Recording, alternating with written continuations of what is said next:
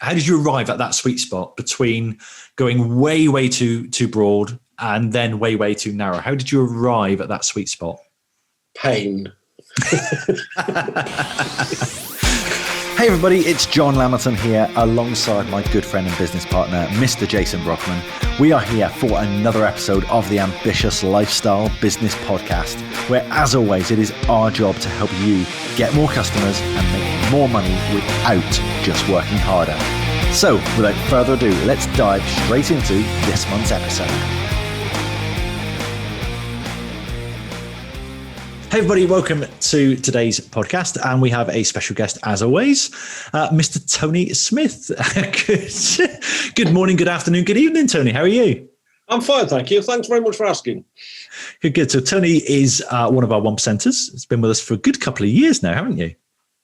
You know, I dread to think how long it is because the years just fly past. But I think it's more sort of 2, 3, might even be 4 or 5.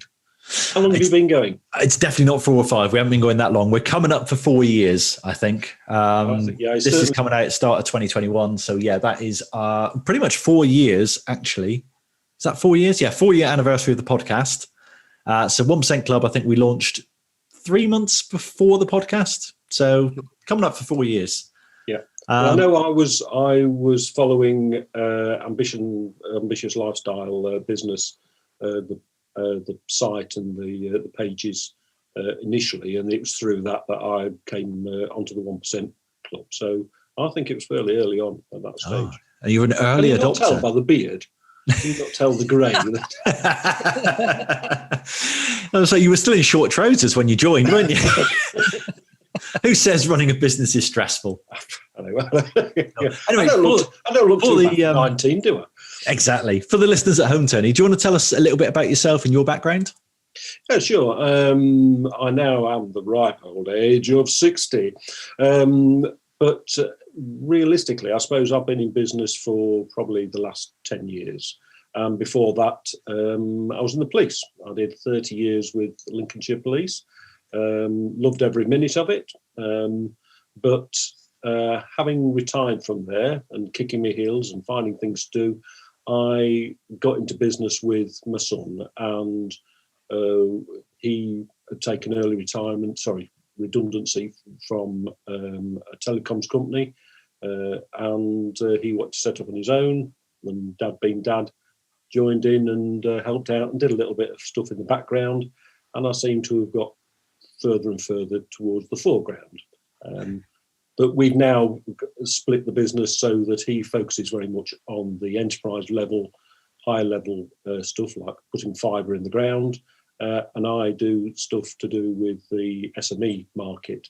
And we provide, we are Genius Technology Solutions, and we provide phones, whether it's VoIP, landlines, mobiles, particularly broadband connectivity, and also Wi-Fi. So guest Wi-Fi or industrial Wi-Fi applications. But the key to all of that and all the cloud-based stuff is the connectivity. So you've got to have good broadband to do that. And that's hopefully where we come in. Fantastic. One of the things I think we've always kind of said is starting businesses with friends and family can be difficult. John and I are probably exceptions to our own rule, really, because we've been friends for many years, and we're still in business together. So it's worked out all right for us. Family members have come and gone, mind you. Having said that, but how is it setting up with your son? Yes, you're right. There are a number of challenges, and I think it's very important that you actually lay ground rules. And in fairness, he's better at it than I am in sort of saying, right, this is the way we're going to do business. I'm running this part. I'm responsible for X, Y, and Z. You do your thing with the other side. I know in the early days, I have a tendency, and I suspect all, and dare I say entrepreneurs, and dare I lump myself into that bracket, but I think you're always thinking of that, oh, there's an idea, we could do this, or why don't we do that, or how am I going to actually put that across? And there's all that, the thought is always there, ticking over in the back of your mind. So I could quite easily be sort of sat of an evening trolling through my phone and looking at things and suddenly think, oh, this is an idea. We ought to do this, or we ought to promote this, or what have we thought about? And I'd ping him a message, and it could be 8:30, or it could be 9:30, and things like that. And I got to, we were having a conversation. It wasn't a criticism, but I just suddenly realised, well, if I'd been at work, I wouldn't have been as a sort of sector inspector at a town. I wouldn't be sort of texting my sergeants at that time of night if I was off duty and they were off duty and saying things like that. If I was, I wouldn't impose that on the staff, and yet I was applying that to him. We were neither of us getting the downtime. So, and I think in fairness, again, it was comments within the 1% club that talked around that made me realise it as well. And so we then put in our own boundaries and tried to focus our workday into our workday and segmented our hours and our time and made sure that we also had some time to ourselves apart from that, so that we could actually get to talking about other things. We could talk about golf or football or whatever, not just all the time being talking about business. So that actually helped us to sort of come back to more of a family conversation rather than it always being centred around business. So during the day, did you find either? Sorry, go on. Go on. I was going to say, do you find that that's worked out all the time? Have you got to revisit those boundaries and those kind of rules and things, or have you pretty much kept it because obviously previous lifestyle was a bit more regimented, so you're kind of used to rules and all that sort of stuff? But inevitably there are occasions where we bounce an idea between us and we chat at the weekend or whatever and talk about business. But generally we've kept to it. But I think in part the business has evolved, and so the structure of it has evolved. And we found our business has evolved. We started about 2011, 2012. And at that time, we wanted to be everything to everyone. We were going to be the one-stop shop for small business. We were going to provide insurance, utilities, phones, will writing services, whatever elements people would want, we could provide those elements and services. And we were just spread too thin. We were trying to do everything for everybody, and there was no single message that we could get out to people. So we went through a process of realising we needed to niche down. I think that's the jargon phrase, that's the word of the moment, niche down. So we went down to our niche, and I'm just going to get my fingers right. So we went to Genius Wi-Fi, because that at that time was a product that we had that provided guest Wi-Fi facilities, principally for leisure facilities, hotels and cafes and things. And we went really down into that, and we called ourselves Genius Wi-Fi and started trading as that. But we found that actually we'd gone too narrow and too niche. We weren't able to talk about the connectivity and the broadband that was needed, the phones and those other bits that fitted neatly with it. So we breathed out a little bit. We became Genius Technology Solutions, and we brought those things. So we focus on the connectivity, we focus on the broadband delivery, and the phones and the Wi-Fi are natural siblings of that. But then there's other services that can be added on, such as payment services, such as CCTV, door access systems. But they all rely on the connectivity in the first place. So now we're in that happy spot with Genius, but Ben's taken on, as I say, the more the enterprise level. So now he's running projects to install fibre into communities and into city centres and things like that. Well, so I'm focusing on delivering to the SME market. So whilst we work together, actually we've sort of separated our, even our sort of companies and roles much more. Yeah, I think very clearly defined boundaries, roles makes all the difference. So you're now able to go from sort of company director, ops manager to being father and son outside of work time, and also having that structure of where are the boundaries for your business? What does your business offer? And, I'm talking as someone who has sold office space and mobile phone insurance and had a directory of florists and sex shops and, a website that tells you where to get the best pies for a football fan. Now I've done the kind of, we could do that. We could do this.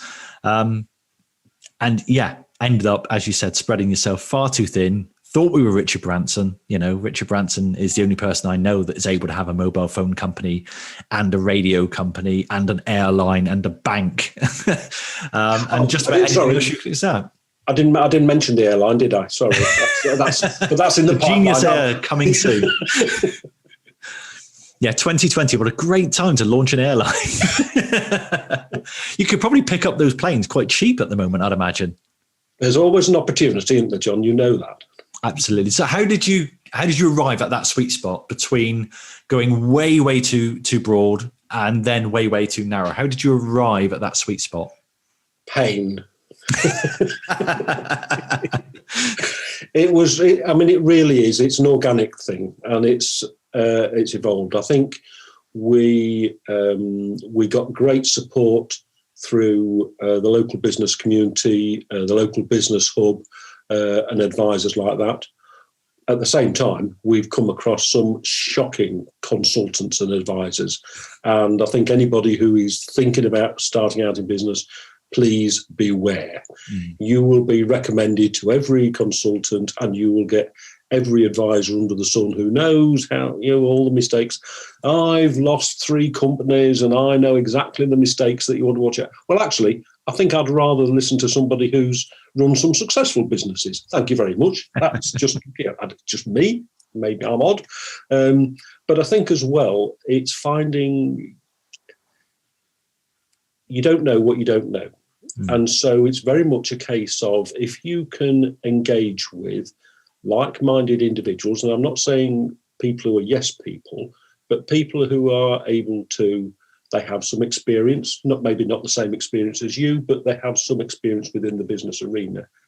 They create a safe space where you can share your stories, your woes, your concerns, and they can act as a mini board for you. So if you had if you were the Richard Branson and you've got airlines and all the rest of it, you would go to your board meetings and you would have people who were responsible, but people who would advise and manage sort of things or share their experience.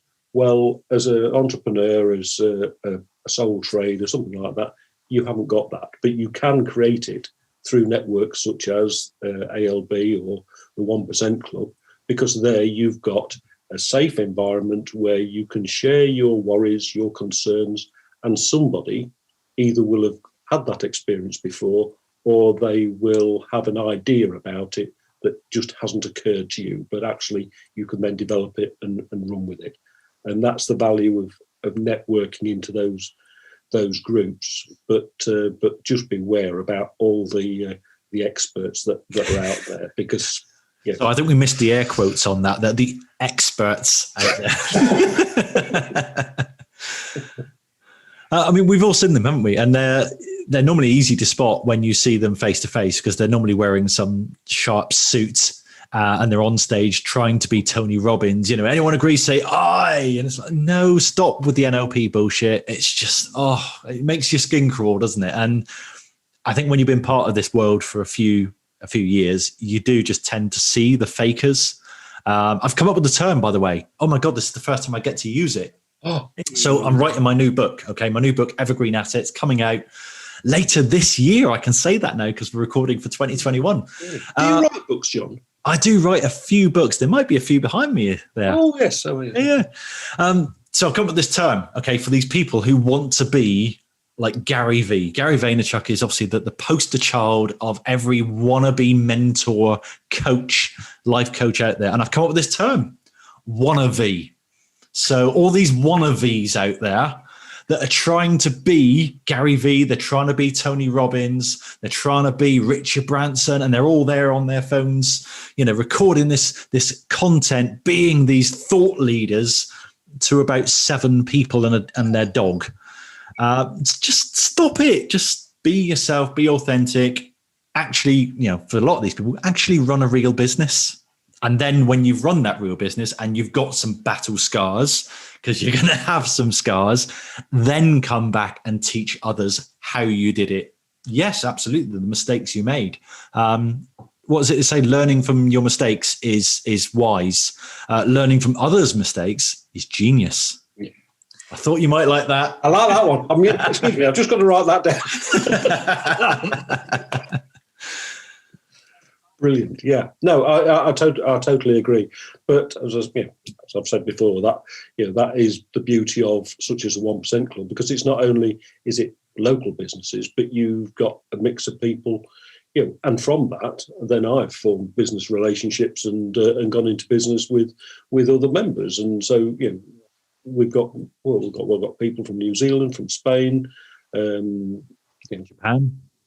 Japan, yes, yeah, even down in the southwest of England, I think. Yeah, there's a few farmers and pirates, I think. Oh, it reminds me actually, just very quickly, Jason and I were at an event thinking about these wannabes, these experts. You really do need to be careful who you listen to. We were at an event, 5 years ago now, I reckon, Jason, 5 or 6 years ago. It was at a hotel, about 800 business owners in attendance, massive stage, big American rock music being played out. And this chap comes on stage and tells all of us business owners how we're going to rank number one on Google for our websites. Now, at this point, Jason and I have been running a business, doing internet marketing, ranking websites on Google since Google was a thing. So we kind of know enough. We're not SEO experts, but we know our way around it. And this guy stood up on stage and told everyone what they needed to do, which from memory involved stuffing loads of keywords on your page and making that text the same color as the background. And Jason and I just there going, oh my God, no, don't listen, guys. Don't listen to this guy. If you follow his advice, you're going to get blacklisted. This is the stuff that we used to do back in the day when it worked. And Google kind of cottoned on quite quickly that keyword stuffing and just, gaming the algorithm doesn't work. You see, now this is where I thought he was genius, because what that did was wiped out 800 businesses where he could then dominate the search results. I thought he was onto a winner. It's like, here's what you should do, guys. I'm getting to the top of those rankings. But it really frustrated me, because I'm looking around the room and I'm just seeing these vulnerable business owners scribbling down these ideas. Okay, right, stuff keywords. So I just need to repeat the same keyword 20 times. Okay. And then make it the same color as the background. Oh, brilliant. And those people, 2 years later are then paying some other expert to undo the problems that the previous expert caused. Oh dear. Yeah, no, it's certainly worthwhile just being wary. And I think it's very much a case of taking recommendations from people, isn't it? And learning from others' experience, and good and bad. But I think that's the other lesson, isn't it? It's learn from experience and don't see things as failures, because, as you say, you get scars. So you go through sleepless nights of how am I possibly going to pay these bills out of it? This just isn't doing anything. And then you have an awakening moment and sort of think, well, actually, if I just do this and we do that, and then actually it can work out. And I think the other thing is, having been there and had those worrying times, I would say don't be afraid to pick up the phone and talk to people, because other business owners understand and they've been there. And the last thing they want is to see your business go down the drain and then not see any hope of getting their funds back. So if you've got a problem, don't be worried about it and frightened by it and the reaction to it. Be open, grasp it, and I think the phrase, is it eating the frog, is a phrase that we've used before, but actually tackle it and talk to someone about it, maybe your supplier or whoever, and explain the issues. And together, again, you maybe come to some partnership. But I'm a great believer in collaboration in all things. And I really don't see the value in competition. Yes, you want to you want to sort of win jobs and business, but you get far more from collaborating with people, with sharing ideas, than you do by being exclusive and shutting them out. Because if you are so successful that you're swamped with orders, and then you can't fulfill those orders, then what's going to happen to your customers? They're going to drop off to go to other people. Whereas if you could say, well, actually, I'd love to help you. I can't manage that now until X, Y, or 2 or 3 months or whatever it is. They may be happy with that. But if you need it sooner, then why not go to John down the road here, and John, and John can help you out, and that works both ways, because John that will then reciprocate and help you. So I would always advocate collaborating rather than purely competing. Fantastic. So you were in a day job which you really loved, which is enviable, I guess, for lots of people. There's lots of people who are in day jobs which they really hated. For example, John in the civil service, he really hated that day job, and his drive was to get out to take on business. When you got to the 30 years, and I guess all good things come to an end, kind of thing, and that's where that happens in retirement and whatever from the force. You then kind of went into business, which is great. So what skills and things set you up for having your own business? Well, that was a great that was a thing at the time, because I couldn't see the transferable skills. I'd been a policeman for 30 years. I'd left school and gone to be a policeman. Before that, I'd been a farmer's lad. Yes, there's security guards. Yes, there's civilian posts. And in fact, I went back into a civilian post for 6 months to sort of finish off work on a project that I would finish my career on. And well, in fact, that sort of gives us a story in that I, having done that, having taken sort of about a month off and then gone back to start this sort of civilian role, I was sat there and I'm thinking, and there I was, I just had one task to do. I had one sort of sphere of responsibility. And I just came in and got on and did that. And I'm suddenly realising there's other uniformed staff, police officers, people I've been working with, that I've been supervising and managing a few weeks before, not running around, but literally they were in and out, going off all over the place, and they were just stacked with back-to-back jobs, meetings, depending on the nature of their role, but they were task to task, and hardly getting chance to draw breath. And I'm sat there, and I think I was mentioning earlier, there was a Star Trek episode many moons ago, before you boys were probably born, I imagine, but about some alien race that sort of got on the Enterprise, and there were the last 2 remaining people from this planet, and they were constantly fighting. But their life had been speeded up to such a degree that the crew of the Enterprise, all they heard was zzz, bzz, bzz, bzz, and they were just like a fly flitting past, and they couldn't even see them. But it just struck me that this is truth. What's happened? I was doing that back to back, trying to fit everything in, trying to keep on top of stuff. And here I am just now serenely sailing down the river, just focused on my one task. And I couldn't believe the difference. And I think that's what made me think then, well, no, there's no point in me going back into doing something that is sort of going to take me back onto that treadmill. And I need to find something else. And so I did. I volunteered for roles and things like that. But I needed to have something that was different, and gave me a slower pace of life, if you like, more flexibility. And that's been the thing that I've loved about changing. Now, I suppose I went the other way in that I sort of, I can do this and I can do that. And I took on loads of jobs, volunteering, getting involved with charities, obviously getting involved with business. And now I've gone where I'm, I suppose I've got a number of businesses that I'm involved with, or activities that I'm involved with, whether it's on a voluntary basis or whether it's the business sense. So I have a farm that's it's not on hand farming. I'm not having to milk cows at 6 o'clock in the morning or anything like that. But but it's a business that needs sort of running and managing. I've got Genius Technology Solutions, obviously, that I'm involved with. I'm involved with my own sort of property business, and again, going back to the 1% Club, then I'm involved with the alcohol-free shop with another founder member of the group. And all of that takes activity quite apart from daily life. But what I've got is flexibility. I've got the opportunity to manage my own time, and as long as I manage it properly, I could let it all sort of swamp me. But it's about focus. It's about targeting what you're doing, but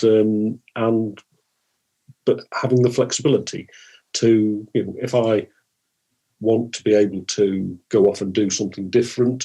There was a time. Did we used to go away on what did they call them? Was it holidays? I remember that. Yes, so 2019. Used to go away and stay somewhere for a week or two, maybe somewhere hot and sunny. I don't know, but you've got the flexibility to do that if you're your own boss, and that's the thing that's appealed to me. And but you going back to your original question, Jason, about transferable skills, I've learned that actually I'd got a huge amount of transferable skills, because my whole 30 years had been about engaging with people, about getting messages across, about resolving problems, problem solving, conflict resolution. So in terms of marketing, for example, then one of my roles was being responsible for partnerships, and before that, being involved in child protection, which involved cross-agency working. And so you had to build up relationships and build up trust between different agencies. But when I started doing it back in the late 80s, around the time of Cleveland and what have you, then social services and the police didn't necessarily see eye to eye all the time. But you had to break down the barriers and develop the relationships and the trust. And that's the same in business. You have to do that with your customers, with your partners, your suppliers, everybody. So that engaging with people and getting messages out there about community safety, crime prevention, whatever it was, actually, I could, there was experience that I picked up that, it didn't strike me at first, but actually it's stood me in very good stead. So it's been a good grounding for me. Excellent. So that getting people to know, like, and trust you, that's definitely a characteristic of a police officer, isn't it? And then overcoming objections. I guess that's another kind of thing that you need to kind of be able to grasp what those objections are and then find that solution to overcome them. So absolutely, there are loads and loads of skills, I should think that. Certainly, if you've stood outside a village hall in the middle of the countryside and you know that your nearest backup is 20 miles away and you've got a crowd of people coming out of a disco, and then you find a way of, rather than forcing them to do things, and maybe persuading them and talking your way out of trouble. So that's probably where that's come from. Yeah, there's a few people's marketing campaigns who could learn a bit from that, about actually persuading rather than using brute force. Yeah, well, it comes back again, and I think even the community policing aspect, you're nurturing relationships. You're sort of you're engaging with people. You're not just going straight in and saying, "Oh, here I am. You've got to do." Yes, there are times you've got situational issues where you've got to go in. You've got to say, "Right, come on, you've got to go here now," and this, and you're going to do it, and that's it. But most of the time, in terms of community policing, then you're engaging with people. You're wanting people to follow a particular course of action. You want them to support you. You want them to report crime. You want them to take actions to prevent crime. So it's very much about building those pathways, and that comes from that engagement, that having a chat, getting to know them. And it's not just blah, blah, blah. This is me. This is what I want you to do. I need you to do this. Learn about them. You've got to learn about other people and listen to their story and understand them, and then work your agenda, if you will, into that. And that's the same with networking. I mean, the number of times, I'm sorry, I'm getting on a hobby horse now, but the number of times that people would go to networking and say, "Oh, that wasn't very good. I didn't get any sales out of that." You've not gone to networking to get sales. You just, the whole point is to sort of go and develop relationships. So and the way to do that is to have a chat to someone and say, "Hello, John," and sort of think, "Oh, what brings you here, and what do you do?" and sort of thing, and find out about people. And the same on LinkedIn. If you're at LinkedIn, yes, there's a bit of a numbers game, but don't, for my money, don't just hit connect, and hope that sort of half of those will actually respond to you. But maybe just put a message in there and say, "Hi, what's the reason for you connecting? What's the common link?" Or maybe engage with their profiles and actually like some things, or see what the issues are they're talking about and engage and offer some solutions and then engage. It's building up that relationship. You don't, I mean, I'm told that you don't just go out on go on a date and then sort of ask someone to marry you straight away. You do actually try to build up a relationship beforehand. So it's all the same game, isn't it? It is, and the wannabes are the ones broadcasting this, saying, "Oh yeah, you don't go out and ask a girl to sleep with you on the first day," and yet they are LinkedIn, connect, pitch. Yeah. I've got to the point now. I've started getting more active on LinkedIn over the last couple of months, and I spot it now. If I get a connection from somebody and they use the term "looking to expand my network," I just deny them straight away, because I know if I accept it, within 10 minutes, the pitch is in my inbox. And it's someone I don't know, and I don't want to get to know. What my entire strategy for all networking is to dig the well before you're thirsty. To just go out and just make those connections with people, find out about them. And this is, imagine Dale Carnegie was on the internet. This is Dale Carnegie, How to Make Friends and Influence People 101. Yeah. Ask people about them. Everyone's favorite subject is themselves. So enough about me. What do you think about me? Seems to be most people's attitude online. And it's just remember that no one goes on LinkedIn to buy. They go on there to try and sell their own stuff.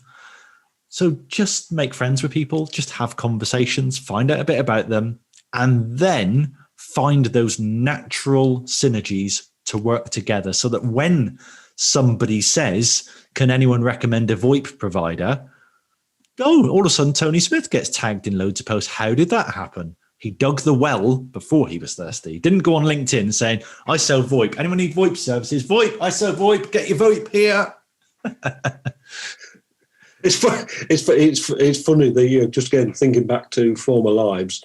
Before I joined the police, and when I was a teenager, my granddad had a market garden, and so he stood market here in Grimsby, and I would sort of go along and help him, and so I would be doing just that you've just talked about with bunches of dahlias. I can remember standing on the corner of the market as "Dahlias, 20p a bunch," or whatever they were at that time, and the classic market type thing. But again, I think it's these things just suddenly come to you. I think that in my formative years was sort of learning to talk to people because you had banter on the market. Yeah. You were dealing with customers. You had to persuade some customers to not be who were queuing for the bacon stall across the aisle, not to stand in front of our cabbages and potatoes and stuff like that, and to sort of just make way and let our customers get to our produce. And you had to sort of promote and sell your flowers and things. So you were laying the foundation. Come along, move along, please. Nothing to say here. Orderly queue.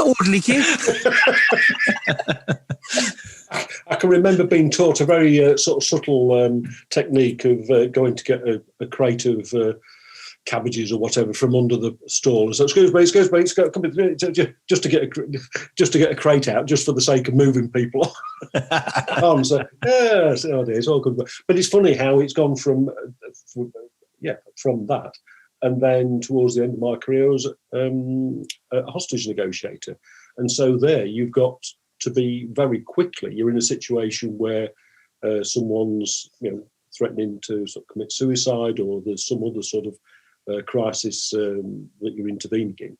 And you very quickly got to establish a relationship with somebody there. You've got to build up that trust. And a lot of the skills that are talked about in marketing are exactly the same, that negotiation. So where's the reciprocity? And see, I said the word straight off without me. Done. Don't do it again. Don't ask me to do a retake. But but offering somebody something so that actually they sort of feel obliged to sort of give you something in return, having sort of deadlines in place and all those sorts of things. It's the same techniques are there because you're looking to change behaviour. You're looking to change someone's actions to get a desired outcome. And that's the same with sales. So there's some other policing skills that have become transferable. Yeah, I really like that, Tony. It's thinking about us working together to solve a problem. So the hostage negotiation is exactly the same as the marketing conversation or the sales conversation. It's right, we're going to work together to get a resolution that I'm happy with and you're happy with. Yep. Even if that is me referring you to my competitor, because that's the best thing for you. And that actually elevates my reputation. I'm not going to get the sale, which is most people's only objective. Whereas actually, if the objective is, how can I best serve my customer? Then it may be, well, actually, let's go down that road. I wrote an email for the 1% Way a while back about a negotiation I had with HomeServe, the gas insurance company. They'd massively put my price up. And of course, they now have to put in the letter, if you're not happy with your renewal, you may get a cheaper price by being a new customer of someone else. Brilliant. So I found out how much it would cost to be with someone else. It was a lot cheaper. Rang them up. Yeah, I wanted to leave. Okay, let me get you on the phone with, I think he's called Davey. Right. And then immediately, Davey was just like, right, cool. John, can I call you John? Yeah, cool. Right, we're going to get this sorted. All right, we're going to get this on. And it immediately became me and Davey solving the problem of my renewal price. It was no longer me versus HomeServe, faceless corporation. It was now me and Davey solving the problem. And he walked me through. And I knew it was a script. I know it was a process. But the way he did it was brilliantly, because it just immediately disarmed me and went, okay, cool. So if I can solve this for you, you're happy to renew? Yeah, absolutely. The service is brilliant. Yeah, cool. Why did you want it in the first place? We did this. Cool. So it's just price. Isolated the objection. Price is the only problem this man has. If we can solve this together, we'll do it. Cool. Let me go away and find out what I can do. Right. I can do this. That's not quite good enough, Davey. Okay, cool. Let me go away to the buying team. Let me find out. I'll see what I can do. Came back. Got a couple of options for you, John. I think you're going to like one of these. I've got this or I've got that. Oh, that's a good one. Yeah, I think we can do that. Boom, we had a conversation. We were chatting. He found out a little bit about me, a little, bit of mirroring. There's some NLP happening there. I know there's some scripts happening. But ultimately, his main strategy was the two of us working together to solve the price renewal problem. It wasn't Davey versus John, who's going to win? Do I get to cancel or does he get to keep the business? Let's have a tug of war over this. Let's face it, what was it, 60 quid a year or something contract? It's not a huge sum of money. And immediately he turned it into a, arm around the shoulder, come on, we're going to work on this problem together. It made such a difference. It really did. Yeah. And that's it. That's what I mean by that sort of collaborative approach. It works with everybody and it opens more doors and it achieves more in the end. So Tony, how did you find your way into our world? How did you come about? Obviously, ended up becoming a 1%er for a couple of years. I say a good couple of years. That can be as long as it needs to be. It's been a fantastic couple of years. I know that, and I'm glad to hear you can say that too. How did you find your way into our world?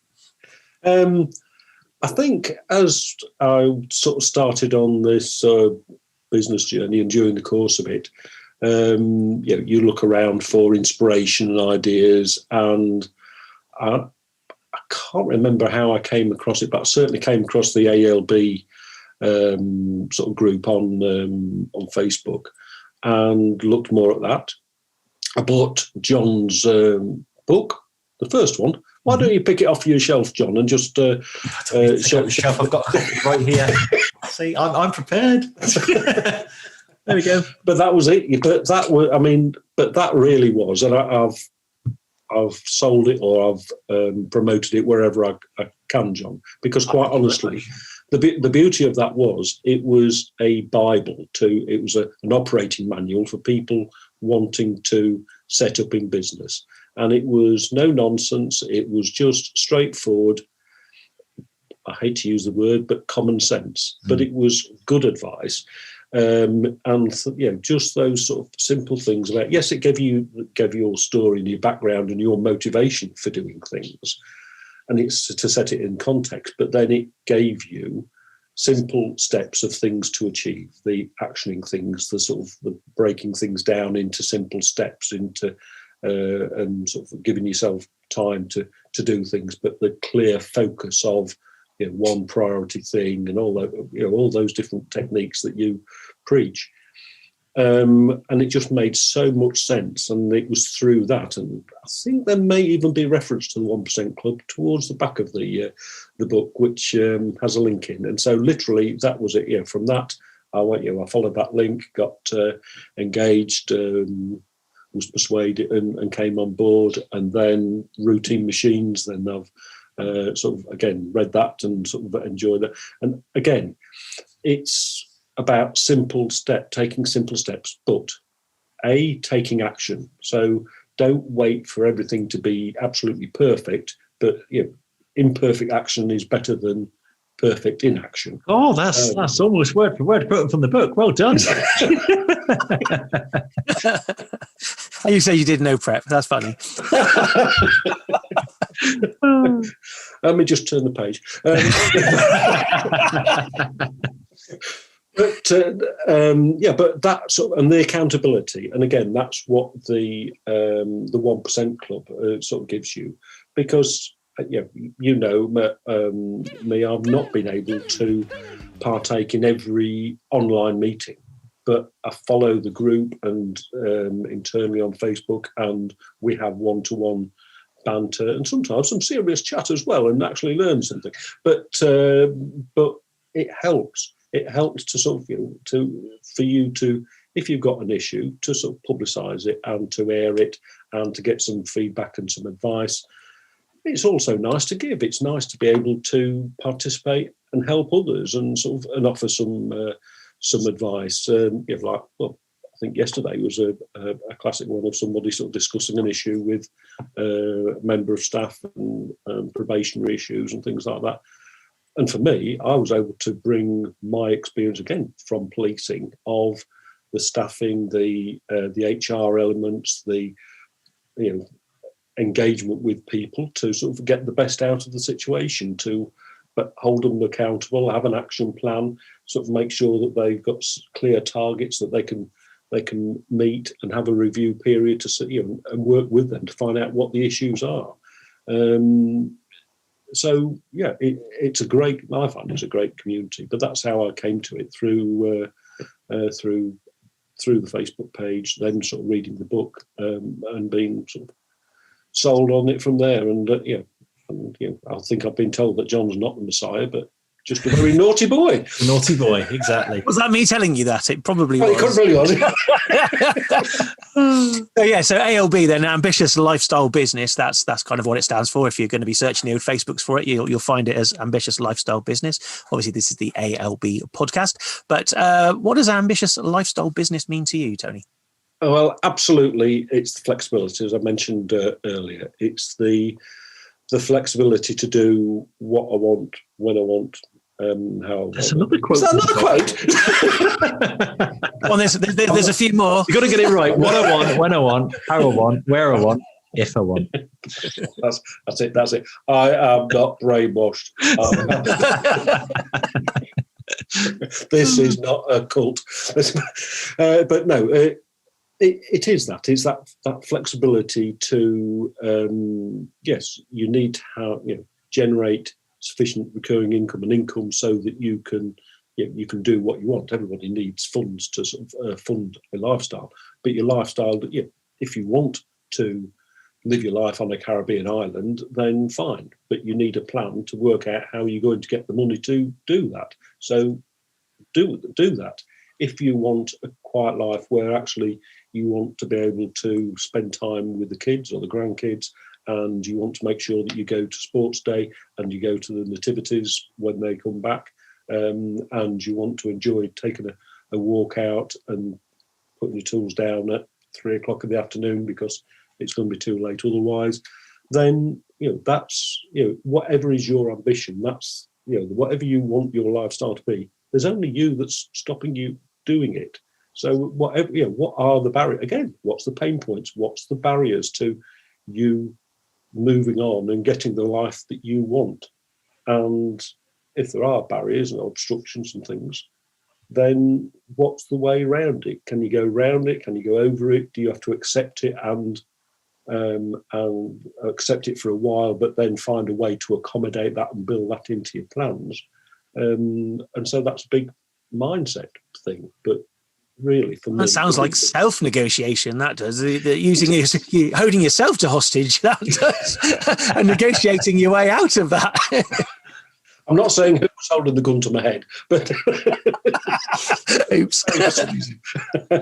But no, but you're right. I think that's a very good point, Jason, because I think there's times when I've had sort of challenges and difficulties, and it has been a case of me actually sort of realising and thinking to myself, well, there's only so much that I can control. I can't control everything in the world. I can't make people buy more stuff. I can't. I've got to make some decisions to make things fit for me at the moment. And sometimes, again, when I was a mediator and sort of did mediation when I left the police. That was one of the things I did. And the guy who sort of took me through that and mentored me through that was a Buddhist, and he had a saying of "Let the universe take its course." There's lots that you can control. You can control your actions and your behaviour. And there's a great thing that I've sort of learned during the years. It's a model. I love models. It's called Batari's box. But your attitude affects your behaviour. That affects my attitude, which affects my behaviour, which affects your attitude. And it's just a complete circle. So somewhere in there, if you've got to put a gateway in there, and you've got to put something in that sort of just breaks that chain. Circuit breaker. That's what we need. Absolutely, circuit breaker. Genius again. But it's that's that changing that mindset, and so finding a way that you can deal with the problem that's surmounting you. And sometimes it is just that case of convincing yourself, persuading yourself that all I've got to do is actually just pick up a phone and talk to Jason about this. If what's the worst that could happen? Is the world going to stop? Am I going to die? Well, yeah, knowing these gangster roots, maybe, but but what's the worst that can happen? So, am I going to be any worse off? No. So let's have a conversation, because the potential is that it will improve, and that's the philosophy. It's ultimately asking yourself, well, a couple of questions. Number one, what do I want? And secondly, what can I do about this? If I'm in a problem, if I'm in a fix and I'm going around in a circle in my head, what can I do about this? And if the answer is pick up the phone and speak to Jason, good. Right, let's do that then. And if the answer is there's nothing I can do about it, cool. Don't need to worry anymore then, because there's nothing I can do about it. Yeah. You're wasting your worries, aren't you? Yeah, exactly. Yeah. Yeah, there's much more. There's much more. All the things that are going on, particularly in the world at the minute. There are other things closer to home, or that you can't. It's worth worrying about, because so long as the worry is constructive, in that it's you're identifying a problem and then you're looking for the solution to it, and you're acting on that potential solution to make that happen and make it tangible. Then it's worth worrying. But otherwise,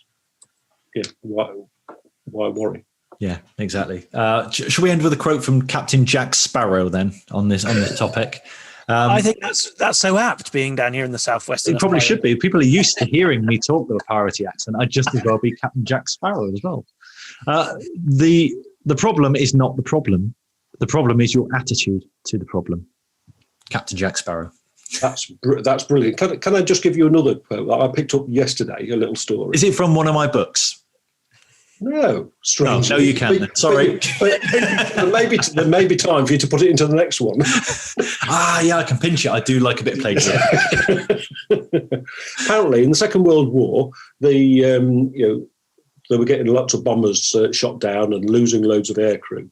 And so they had the idea that actually when the bombers came back, they would check where the holes were in the fuselage, and they found loads of holes in the wings and loads of holes in the fuselage. They collected all this data together, and they got somebody to work on it.